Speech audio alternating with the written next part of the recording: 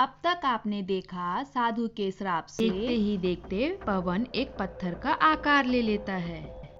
अपने आप को पत्थर बना देख पवन का सारा घमंड चूर चूर हो जाता है और वह साधु से माफी मांगने लगता है। अरे अरे, ये क्या हो गया? मैं एक पत्थर बन गया, यह कैसे हो सकता है? क्षमा करो साधु महाराज, मेरी गलती के लिए क्षमा करो। तेरी यही सजा है, अब तू बना रहेगा पत्थर बनकर। तेरे घमंड की यही सजा है। हे साधु महाराज, मैं अज्ञानी हूँ, मुझे क्षमा करो। मैं आपको वचन देता हूँ, आज के बाद से मैं हर जरूरतमंदों की सहायता करूँगा और कभी भी किसी का अपमान नहीं करूँगा। मेरे इस अपराध के लिए मुझे क्षमा करो बाबा। मुझे वापस इंसान बना दो बाबा, मुझे क्षमा करो बाबा। श्रापित पत्थर के बार बार माफी मांगने और उसके पश्चाताप को देखकर साधु महाराज को उस पर दया आ गई और उन्होंने बोला, मैं अपना श्राप वापस तो नहीं ले सकता। तुम्हारी आवाज़ कोई और तो नहीं सुन पाएगा, तुम्हारी आवाज़ सिर्फ नेक और अच्छे दिल वाला व्यक्ति ही सुन पाएगा। यहाँ से कुछ ही दूर पे एक गुफा है जिसके अंदर एक पेड़ है और उस पे पीले रंग का फूल लगा है। अगर वह व्यक्ति उस पीले रंग के फूल को लाकर तुम्हारे ऊपर रख देता है तो तुम इस श्राप से मुक्त होकर फिर से पहले की तरह इंसान बन जाओगे। लेकिन यह फूल उस व्यक्ति को तभी मिलेगा जब वह सच्चाई, ईमानदारी और साहस की परीक्षा में सफल होगा। श्रापित पत्थर की सारी बातें सुन मुकेश ने कहा, मैं तुम्हें इस श्राप से मुक्त कराने की पूरी कोशिश करूंगा। तुम्हारा बहुत बहुत धन्यवाद मेरे दोस्त। मुकेश गुफा की ओर चल पड़ा। रास्ते में सुनसान जंगल है। मुकेश की नज़र एक हिलते हुई आकृति पे पड़ी। उसे देखते ही मुकेश डर गया। आकृति से आवाज आई, कौन हो तुम? मुकेश हिम्मत कर बजरंगबली का चालीसा पढ़ते हुए आगे बढ़ने लगा। देखते ही देखते वह आकृति गायब हो गई। मुकेश आगे बढ़ चला। तभी उसे दूर से एक गुफा दिखाई दी।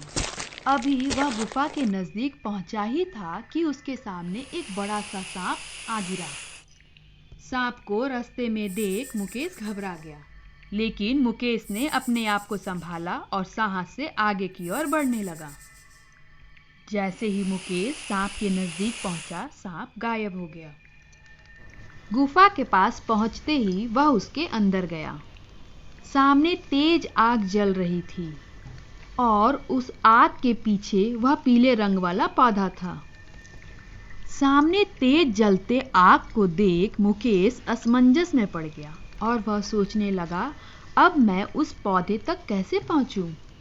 और वह जलती हुई अग्नि से विनती करने लगा, हे अग्नि देवता, कृपा करके आप मुझे उस पौधे तक जाने दीजिए।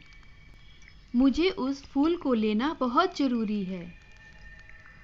तभी अचानक अग्नि शांत हो जाती है और मुकेश को खूब सारे हीरे जवाहरात और पीले रंग वाला पौधा दिखता है।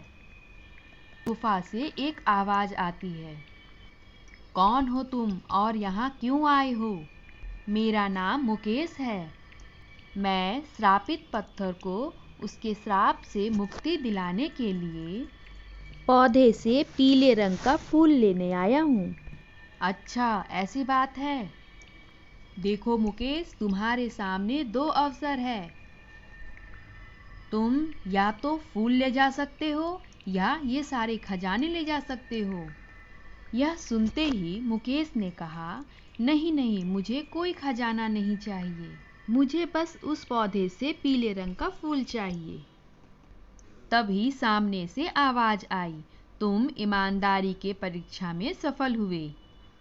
अगर तुम इस खजाने की मांग करते तो तुम इसी गुफा में कैद होकर रह जाते। तुम तो सचमुच एक ईमानदार और नेक दिल वाले व्यक्ति हो। देखो मुकेश, उस पेड़ में 2 फूल लगे हैं। पहले फूल को उस पत्थर के पास जाकर रख देना और दूसरे फूल को अपने घर जाकर अपने मंदिर में जाकर रख देना। आपका बहुत बहुत धन्यवाद। मुकेश फूल लेकर श्रापित पत्थर की ओर निकल पड़ा। पत्थर पे फूल रखते ही पवन फिर से इंसान बन गया। उसने मुकेश को बहुत बहुत धन्यवाद दिया और उसने कहा, तुमने मुझे जीवन दान दिया है, मैं तुम्हारी क्या सहायता कर सकता हूँ? पवन, तुम श्राप मुक्त हो गए, यह मेरे लिए सबसे खुशी की बात है। मैं मेहनत करके अपनी जरूरतों को पूरा कर लेता हूँ। पवन, तुमने साधु को जो वचन दिया था उसे याद रखना। मुसीबत में आए लोगों की सहायता करना और कभी किसी का अपमान नहीं करना। चलो ठीक है पवन, मैं चलता हूँ, मेरी मुन्नी मेरा इंतजार कर रही होगी। मुकेश घर की ओर निकल पड़ा। घर पहुँचते ही मुकेश ने दूसरे फूल को अपने घर के मंदिर में भगवान के चरणों में रख दिया। रीमा ने पूछा, आपने इतनी देर कहाँ लगा दी? मुकेश ने रीमा को सारी आप बीती बताई। वहीं खड़ी मुन्नी सब सुन रही थी। मुन्नी ने अपनी माँ से कहा, माँ, मैं भी सबकी सहायता करूंगी और कभी किसी का अपमान नहीं करूंगी। दूसरे दिन सुबह उठते ही मुकेश की नज़र जब मंदिर पे पड़ी, मंदिर हीरे, मोती और जवाहरातों से भरा पड़ा था। तभी उसे एक आवाज़ सुनाई दी, मुकेश, यह तुम्हारे इंसानियत, ईमानदारी और दूसरों की सहायता करने का पुरस्कार है। मुकेश ने भगवान को धन्यवाद दिया। दोस्तों, इस कहानी से हमें दो सीख मिलती है। पहला, हमें सबकी सहायता करनी चाहिए। जैसे मुकेश अनेक बाधाओं को पार करके फूल लाया, वैसे ही हमें अपने उद्देश्य की सफलताओं के लिए हर विषम परिस्थितियों का डटकर मुकाबला करना चाहिए। हमें सफलता जरूर मिलेगी।